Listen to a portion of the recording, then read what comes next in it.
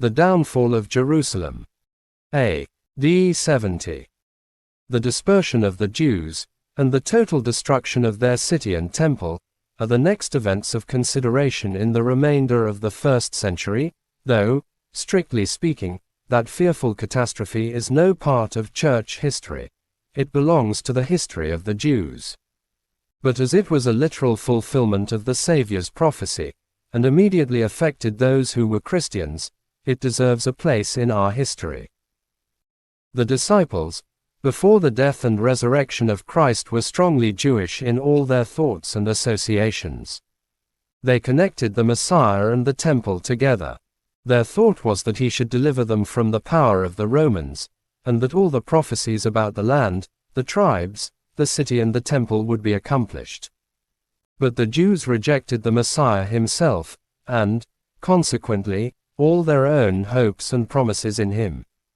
Most significant and weighty are the opening words of Matthew 24, entirely, and Jesus went out and departed from the temple. It was now empty indeed in the sight of God. All that gave it value to him was gone. Behold, your house is left unto you desolate. It was now ripe for destruction. And his disciples came to him to show him the buildings of the temple. They were still occupied with the outward greatness and glory of these things.